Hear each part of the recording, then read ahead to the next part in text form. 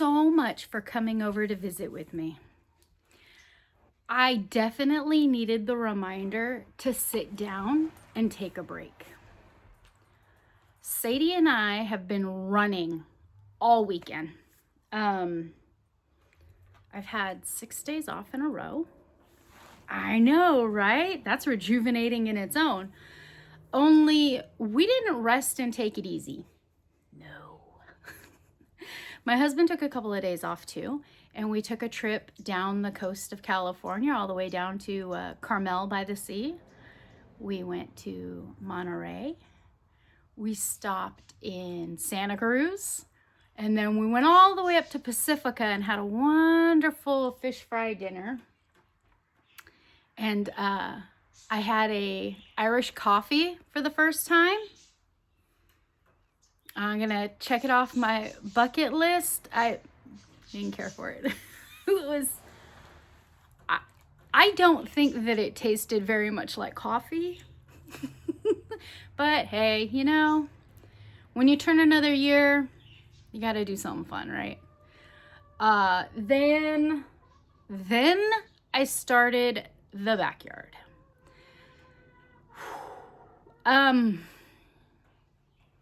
Last year I didn't do anything with the backyard. I was a bit discouraged.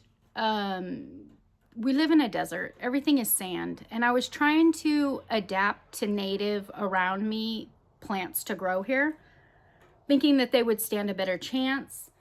I think just the years of previous owners using weed killer on a very consistent basis just kind of killed all the micronutrients in my dirt. This year I got a lot of weeds. Which is a good sign. I know weeds are terrible. And I've been outside pulling weeds. No jewelry, no makeup, not la la la gardening. No, I'm out there with a shovel and I'm ripping and I'm pulling and thank you for reminding me on this beautiful Monday that I need to inspire myself to sit my butt down once in a while. It is getting warm here in California. Beautiful blue sky. It looks a little gray in the camera, but that is all bluebird blue sky. Absolutely gorgeous. I saw a neighbor posted about 10 huge moving boxes full of jade clippings. And so I went over and I got 2 boxes and they're branches. They're not like just leaves and pencil-sized stems. No, these are thick branches of jade. And so all along this back fence, I've put a rock border and I tried to grow seeds in there, all different kinds of seeds, and nothing is ever taken. So Lowe's has a sale on tan bark. It's mulch, and I picked the brown. And so I'm gonna pull all the weeds all the way down the fence. I gotta break the yard down into sections because it's a lot of work. I'm gonna go all the way down the fence, pull all the weeds out. I'm going to put these jade clippings down in the dirt, which my neighbor has the same dirt as I do, so we're gonna do good with this. And then I'm gonna put the mulch, and supposedly the mulch will help lock in some of the moisture because my sand is just sifting it away. I've had a really fun weekend. I have tomorrow off too, and I'm having coffee with a friend, a farm girlfriend, so that'll be fun. Let's see, when I got home on Saturday, I'd gotten some mail. There's someone that you love in your life, take a minute to do something. Just a little loving gesture. Doesn't have to be as grand as this. But you know what? It feels really good to be on the receiving end of a grand gesture. It does. I had 2 things in the mail. Our friend received her winnings, her watermelon earrings, and she sent me a beautiful card with a lovely message that she had a chance to escape the everyday and have a wild adventure. And I am so happy that she included me in her tales of wild adventure. I am so happy that you had a good time, Vicki, and thank you so much for dropping a card to me. I'm gonna have to find a special spot for those stickers. Then Amanda over at Tap Mama in the Bag Brigade sent me the most beautiful handmade card. Oh, my hands are dirty. Oh, I touched it already. Okay. Look at how gorgeous that card is. It looks watercolored, but I have no clue how anyone would be able to highlight and leave the white and the absent. Absolutely gorgeous. This is going on my wall. I want to look at this every day. I want to put it in the bathroom only because those are the colors in my bathroom. I was thinking of getting a little frame for it, you know, to keep it nice and clean. And of course, Amanda wrote me a beautiful message just for me. And she sent one of her famous, huge, double-bagged, triple-bagged teal mailers. Inside was a treasure. Oh my goodness. This treasure brought my butt into the house. I had to sit and start researching all the names of these little tiny steel hooks. Oh my goodness, Amanda. It looks like, okay, so there is definitely a group of hooks that look like it's out of the same material. It is a very light brushed aluminum. And these were a kit set by Susan Bates when she was exploring lighter weight crochet hooks. It went on for quite a while, so there's a different age range in those. Oh my goodness. And then there was this tool right here. It's a touch oiler. I asked my husband, he has no idea. I think it's for a sewing machine, because if you look into a sewing machine, there's a lot of little intricate parts down in the bottom and in the inside of it that need to be frequently oiled. And not a lot of oil, because you don't want it over sopping in there to get on your fabric or your threads. And I think you're supposed to dip that little end into oil. And that would make sense that a crafter would put their sewing items in with their crochet items. They're just their crafting section of their stash. Now this hook has not a lot of signia on it. It says The Perfect, and I'm still looking into it. So it's got a flat spot right there for your hands, and look how short it is. And that is a tiny little hook. It doesn't say the millimeter, but I don't have anything that'll measure millimeters that small. Those are just a couple of the hooks that really stood out to me. There is a Watson hook in here. This itty bitty tiny little thing, I think this one is for a hair cap in the, let's see, late 80s, 90s, 90s, everyone wanted frosted tips. And so you're buying those silicone plastic swim caps, and you were poking holes in it and pulling through these tiniest little highlights of pop of color in your hair. And I think that's what that one's from. Did I mention that there's a Watson hook in here somewhere? Just, man, there's some fascinating hooks in here. And most of them originally were 14 cents, 15, 10 cents. I love them. Thank you so much, Amanda. I'm not done researching. I'll be back. There's so many stories to tell when you come across somebody's stash like that. And then she sent me on a wild rabbit hole down into the pattern world.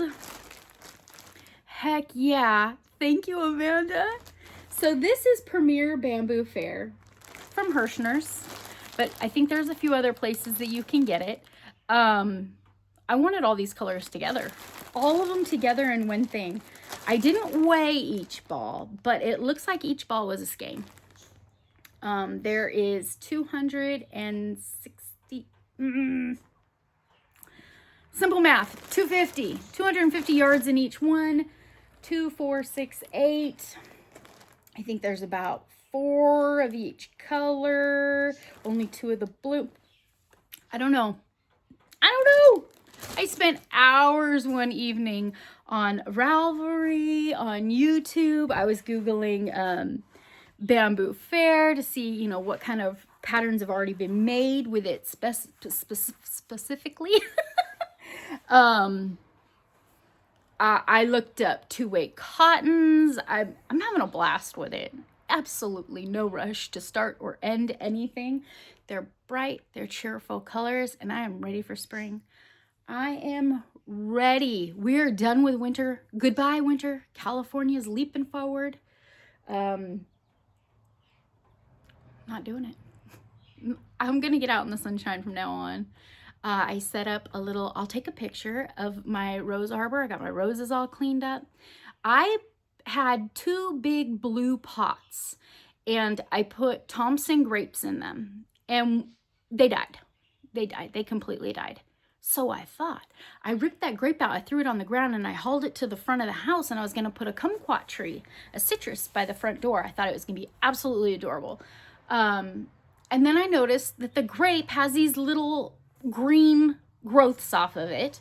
So on one end of my arbor in the backyard, I have the roses that were gifted to me from a dear friend that passed.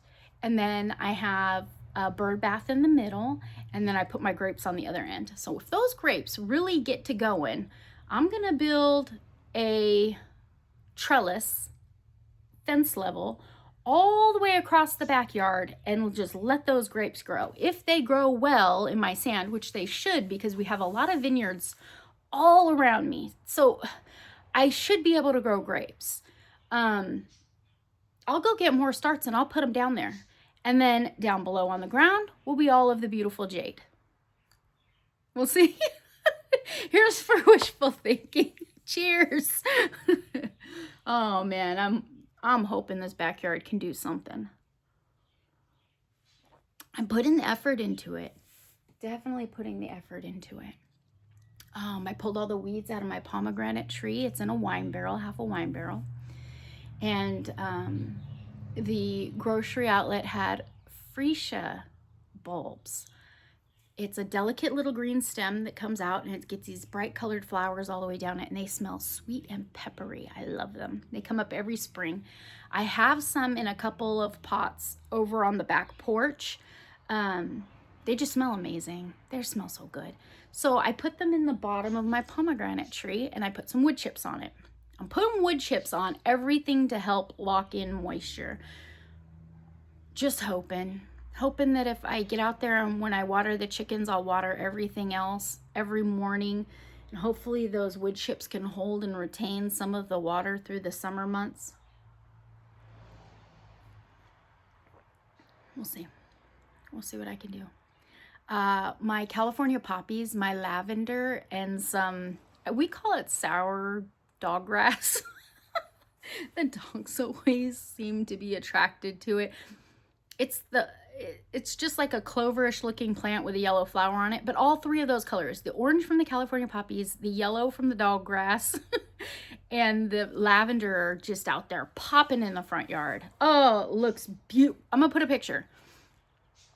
I'm gonna go around and put pictures of all my hard work in the end of this video. So if you're interested in anything gardening, I'll put some pictures at the end.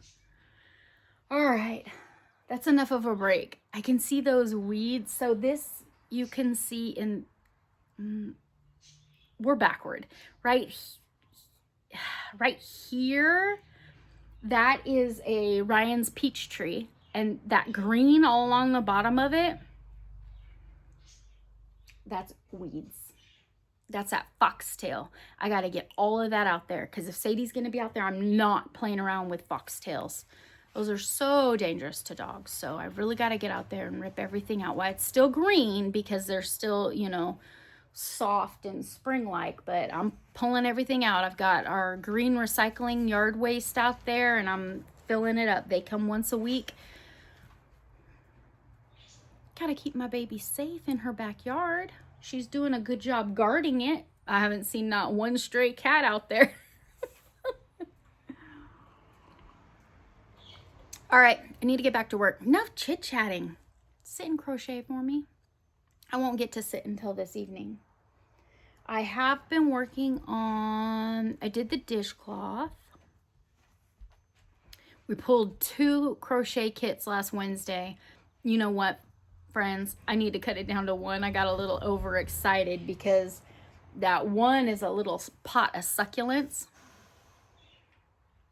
Magic ring disaster. Every one of them round succulents starts with a magic ring. Kicking my butt. I got the little ghosty done. I did the Woobles bracelet. That was Wednesday. Thursday, I did the dishcloth. I need to make flower garden squares before Friday.